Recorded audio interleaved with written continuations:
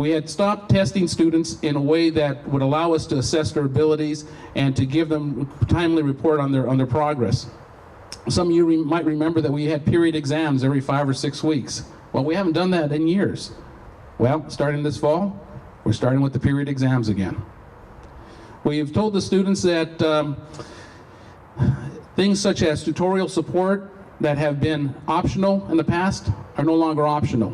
It's all mandatory. If a student is falling behind in their classwork, they don't have a choice. They will be required to participate in tutorial preparation, or they simply will be asked not to attend the school. I was telling members of the Alumni Association the other night that right before the school year ended, I surprised the number of students. Now, keep in mind, when I was first introduced to the students, I told them all, the day of an easy school is gone. That from this point forward, being a student at Bosco Tech is going to mean something again. It's going to be tougher. And it's going to be tougher this year, and every year it's going to get a little bit tougher. So not only is it going to be tough to stay in, it's going to be tougher and tougher to come in. So in order to make sure that the students understood that I was serious about this, a couple of weeks ago, we did an evaluation of all the students in campus. And what we did was we asked to see how many students were failing at least one class. And we invited them all to a get-together. And invited them all to join us in the gym. At which time we gave them a letter. And we said, a letter like this is sent to your moms and dad. And the letter basically said one simple thing. You got to get your act together or you're no longer going to be invited to stay. And we made it real specific. We told those kids who had one or more failures in their history that hadn't been made up, that they had till the end of this summer to make it up. And if they didn't make it up by the end of the summer, that they would not be allowed to enroll in the fall. That they simply will no longer be a Bosco student. Well, I got to tell you, our attendance for summer has gone way up. It's been an interesting thing, interesting phenomena. And people are showing up. It's really kind of nice. And I will tell you that they're working a little harder than they usually work. At least that's what the teachers tell me. But this is a good thing. And again, all we're doing is implementing things that you and I both know work. We're going back to the basics of quality. Quality is what we were about way back when. Quality is what we're going to be about now.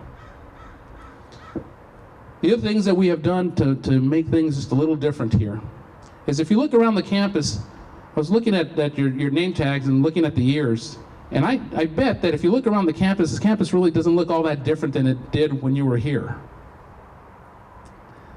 You know, in some ways it's nostalgic and that's good, but in some ways it's not so good. Because in some ways it tells us that we really haven't adapted and changed very much.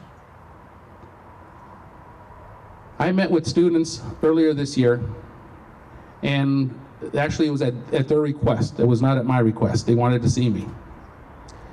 And when I met with them, they presented a plan to me. They said to me, Mr. Pimentel, we heard you talk about us becoming a world-class institution. And we have thought about it, and we believe that in order for us to be a world-class institution, we have to start looking like a world-class institution. So the students from construction spend hours and hours on the weekends and on the weekends and in the evening to develop a plan. And when they invited me to their classroom, it was to show me their plan. And what they had done is identified 14 or 15 different spots on campus that they thought needed to be improved, needed beautification. Well, we're running with that plan now. We have just raised several $100,000 in the last several weeks to put the plan in place. And so part of what we're going to be doing is this lawn that you're standing on now will be turned into a memorial garden in recognition and acknowledgement of the work that our previous teachers have put in and to acknowledge their passing. The area out there where that one tree is, used to be there was 3 trees out there as of last week. The other 2 were knocked down. That area used to, you might remember, some of you, that's where the weight training team used to work out. Used to be broken cement there. We're digging that all up. It's going to be a garden, and we're going to lay a patio down there. And we're going to change the opening of the building so that the building opens up into that patio, so that it becomes a more inviting place for us to be. That building is now, where the bookstore is now going to be a student union, and we're gutting most of the building and we're turning it all around. We're going to make it inviting to students so students want to be here, spend more time here. The garden is going to be a place for us to have many receptions. It'll be a place for the students to enjoy. It's going to just change the look of the place. More importantly, the front end of the school is currently under development right now. We're going to change the whole front end of the school so it has a different look, different feel to it. I say we, and what I really mean is our students are doing it. They are the ones who are currently putting together the plans, the drawings that will lead to these changes. These changes are not changes that are going to take place a year from now, or 2 years from now, or 3 years, or never. These changes are all taking place within the next 2 months. The idea is to have all the projects, all 16 projects in total, because there was 14, we added a few more. The idea is to have all these projects in place by the end of this summer, so that when all of you come back for open house, you should see a visibly different school. I wanted that to happen because I want what we see aesthetically to match what's going on in the classrooms. If we're going to be more rigorous in the classrooms, if we're going to demand change in the classrooms, I wanted the students to come to a school that looks different than the school that they started in. This is all part of the first phase of movement. The second phase is going to be for us to develop and build a new academic building. We all went to school in these buildings. It's time to get new ones. So know that we're on our way. And this is not something that's going to take the next 10 years. It's not something that you're not going to see in your lifetime. We're going to do it now. The time is now. So I make a commitment to you that from this point forward, you're going to see rapid change take place in this school. But if you have a question as to where I'm headed, it's real simple. It's going to be 1, academic excellence. Number 2 is to make sure that that academic excellence is symbolic of what you might see when we look at the newspaper and we see that we're in the top 100. Everything we do is going to propel us in that direction. If it doesn't get us to a higher level of academic excellence, we're simply not going to do it. You're going to see the same movement take place along the technologies. There's going to be refinement in what we do in each technology so that people understand that this school stands for not only academic excellence, but that we're going to be known for science, math, technology, and engineering. That's what we're going to be about. We're going to get our kids to the top colleges, and we're going to make sure that when they get there, they're able to hang with the best of them. I told the kids that for the last 20 years, I've run my own search firm. The last 20 years I've been involved in executive search, which means that for the last 20 years I've been placing presidents and vice presidents of this nation's top universities.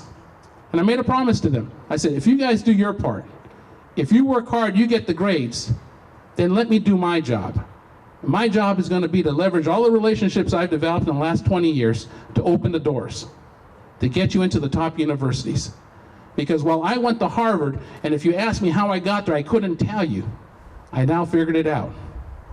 My job now is to help you as students get to those schools.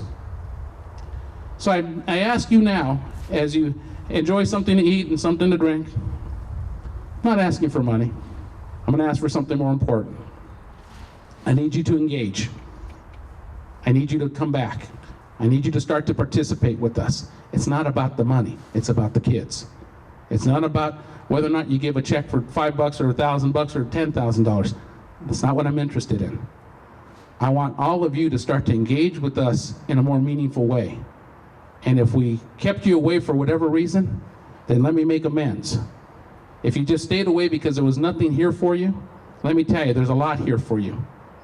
If you stayed away because you didn't know what we were doing, then let me tell you what we're doing. And let me find ways in which we could bring you back home. Let you connect up with the students. Let you make an impact on the lives of those kids. I took early retirement to do this job. And I did it because I wanted to have an impact. I ask you, come home and have an impact. You got a lot of young brothers here that need the direction.